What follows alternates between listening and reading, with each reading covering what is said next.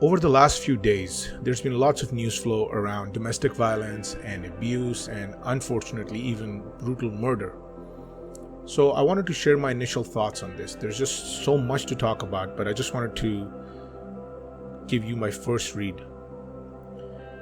You hear a lot about people saying the culprit should be held accountable. And yeah, of course, the culprit should be held accountable. And justice should be done, and it should be swift.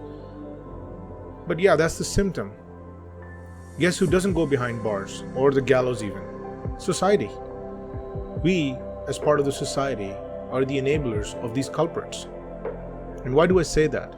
Well, when was the last time we saw a man screaming at his wife in public, or let's say even we heard them in private, the whole neighborhood found out what the fight was about, or has been over months and years.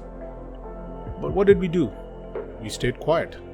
Oh, it's just between husband and wife. Or when was the last time we saw a woman ruthlessly beat up her child and we looked the other way, saying, oh, that's just, mother knows best, it's just parenting. Really? Okay. When was the last time we saw children stoning dogs or cows and other animals and we just brushed it away saying, hey, kids are just kids? No, kids are not being kids. Kids are being monsters, and we are allowing them to be monsters.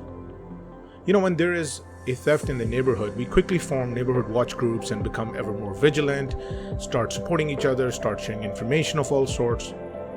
But whenever there's violence or abuse of any kind, whether it's from a man inflicting violence on a woman, or a woman inflicting it on a child, or a child inflicting on helpless animals, we choose to stay quiet.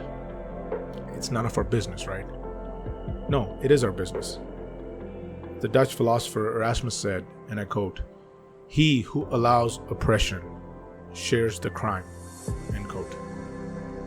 Now, in a perfect world, for every act of violence, all those who chose to stay quiet deserve to go behind bars and pay the price alongside the main culprit. But of course, we do not live in a perfect world. If anything, it's far from perfect. If anything, the world we live in is mostly neutral, opting to go with blinders.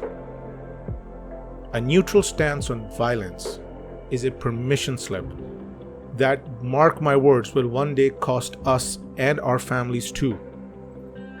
Violence is extremely effective, and it's also insatiable. If allowed to remain unchecked, it can show up at our doorsteps in a heartbeat.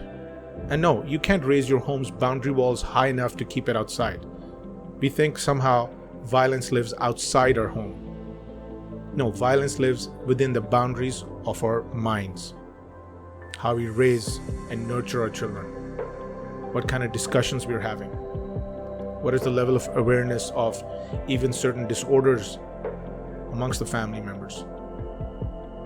There's much to talk about this. But I hope this is the first of many discussions on this topic. And I would especially encourage everybody to engage our children in this too.